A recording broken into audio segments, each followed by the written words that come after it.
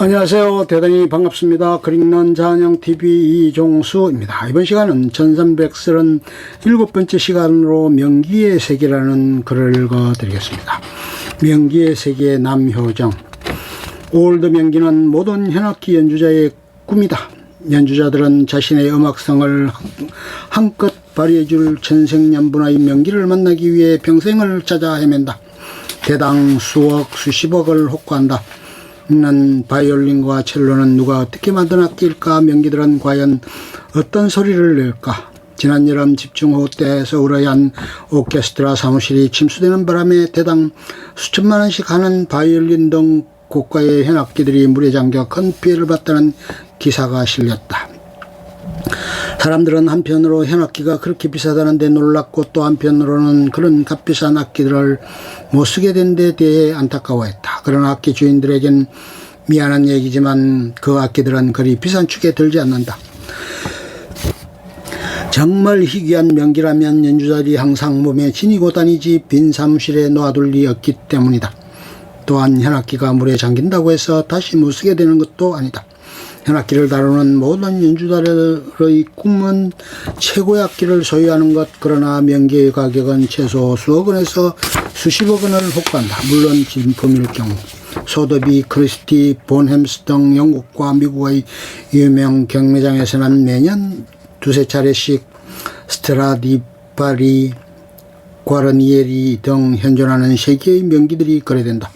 최근에는 타리시오라는 업체가 인터넷을 통한 악기 경매를 실시해 눈길을 끈다. 하지만 중요한 것은 얼마나 비싼 악기를 갖고 있느냐가 아니다.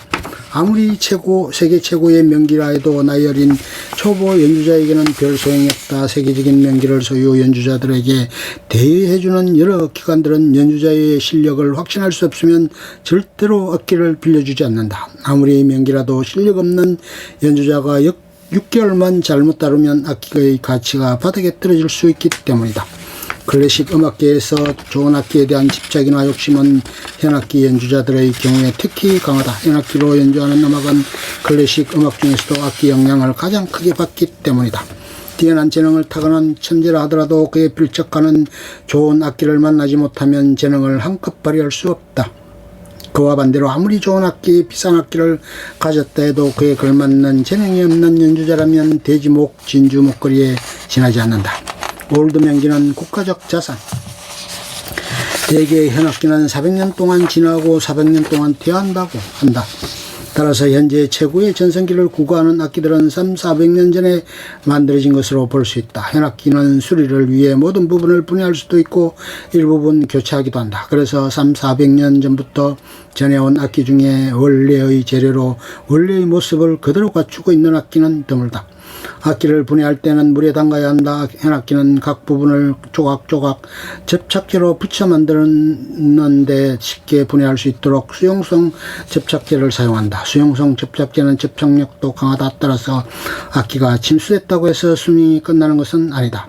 다만 악기를 한번 분해한 후에는 사람이 큰 수술을 받은 것과 마찬가지로 약 1년 동안은 제 소리를 찾지 못한다고 한다. 얼마 전 잡지 표지 촬영을 할 때의 일이다. 그달 표지의 주인공은 명기 중에 명기로 불리는 과르니에리 델 제수였다. 만반의 준비를 갖추고 촬영에 들어가기 직전에 한 스태프가 실수로 악기 앞면 중간 부분에 약간의 상처를 입히는 사건, 이건 초대형 사건이다. 이 발생했다. 스튜디오에 있던 전 스태프는 물론 그 악기의 소유자인 연주자도 초긴장 상태에 들어갔다.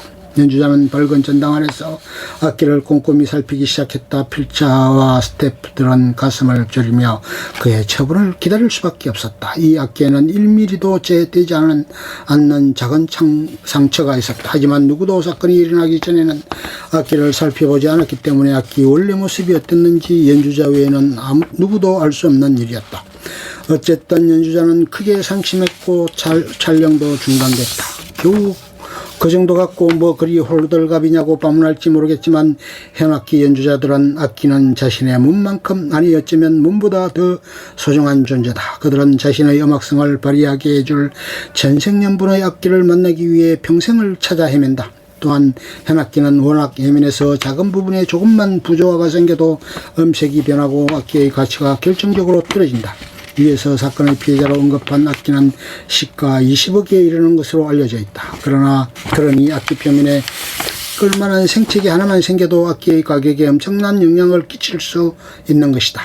젊은 연주자들이 무대에서는 연주회에 가보면 연주회가 끝나자마자 연주자의 부모가 무대 뒤로 달려가 연주자보다 악기를 먼저 챙겨 모시고 가는 것을 흔히 볼 수 있다.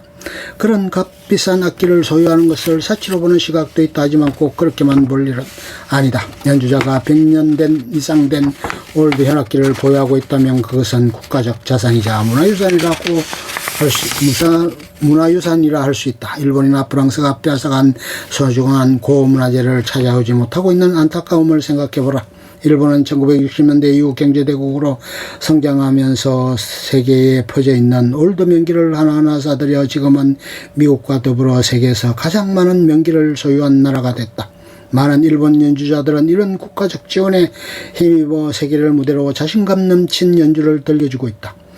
스트라디바리, 과르니에리 등 최고급 명기들 가운데 진품이 확실한 악기는 아시아 지역의 경우 우리나라에 3대, 대만에 18대, 일본에 100대 정도가 있다고 한다.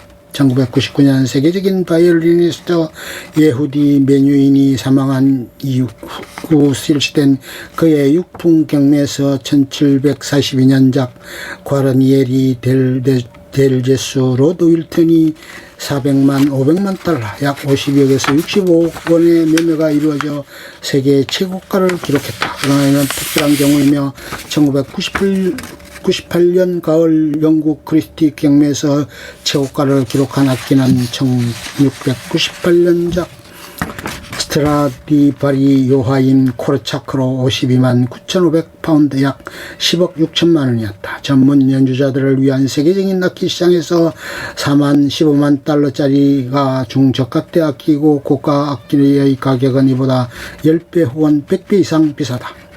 크레모나 명기의 본고장 아마티, 가스파로, 다살로, 스트라디바리, 과르니에리, 프란체스코 루제니, 과다니니, 그란치노, 데스토레, 토노니, 몬타냐냐, 테칠러, 갈리아노, 고플릴러, 스타이너, 이들은 현악기 제작의 명장들로 역사에서 언급되는 이름이며 현악기 연주자라면 누구나 한 번쯤 가져보고 싶은 올드 악기의 대표적인 이름이기도 하다.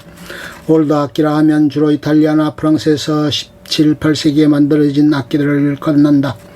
그 가운데서도 특히 이탈리아 북부 크레모나를 중심으로 제작된 장인들의 작품은 지금까지 세계 최고의 명성을 누리고 있다. 16세기 초 크레모나에서 태어난 안드레아 아마티는 초창기에는 뮤트와 비올을 제작했으나 후에 바이올린 제작으로 전향 근대 바이올린의 형태를 확립시켰다.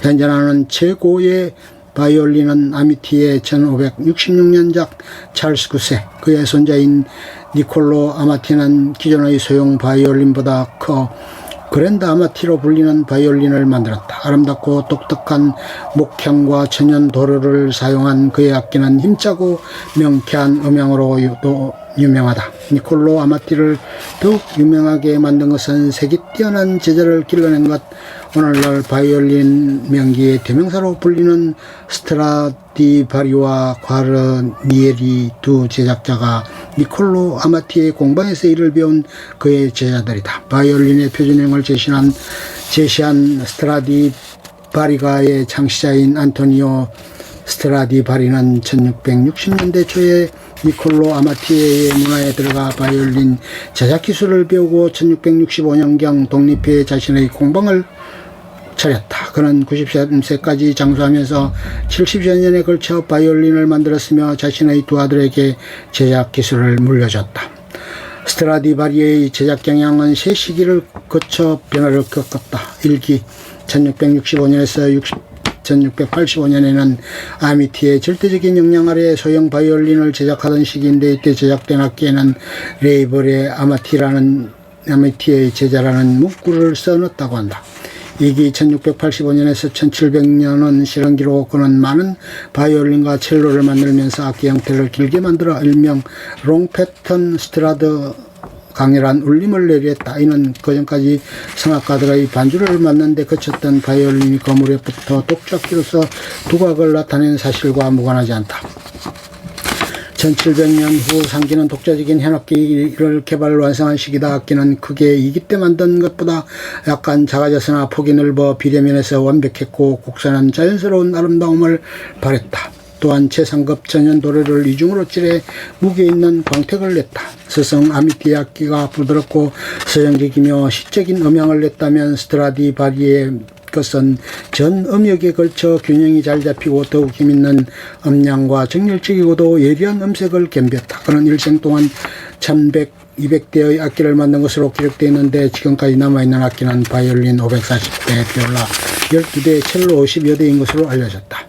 스트라디바리는 고전시대 바이올린 제작자 가운데 유일하게 제작 도구와 제작본 모형 틀을 남기기도 했다. 스트라디바리의 비견되는 또 한 사람의 명장은 과르디에리다.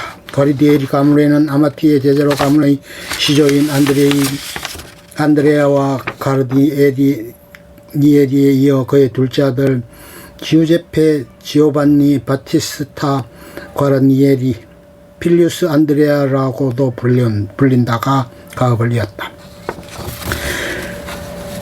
필리우스 안드레아의 둘째 아들이며 시조 과르니에리의 손자 바르톨로메오 지오제페 과르니에리는 델 제수라는 별명을 가진 가장 유명한 과르니에리 제작자이다. 델 제수는 예수란 뜻으로 델 제수는 레이블의 십자가와 함께 IHS란 표식을 넣는데 이는 당시의 구원자 예수라는 의미이다.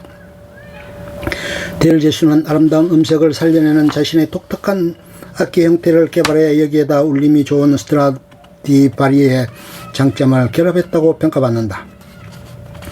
초기의 델 제수 악기들은 크기가 대부분 스트라디바리보다 작다. 그러나 1741년부터 1743년 사이에 제작된 악기들은 폴 사이즈의 그랜드 스트라디바리와 크기가 비슷해진다.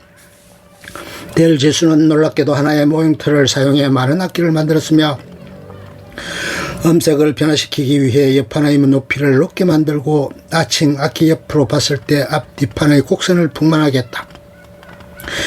현존하는 델 제수는 약 150대로 추산되지만 전문가들은 이중 120대가 진품일 것으로 판단하고 있다. 끝. 좋으면 좋아요, 구독, 알림 설정 눌러주세요. 감사합니다.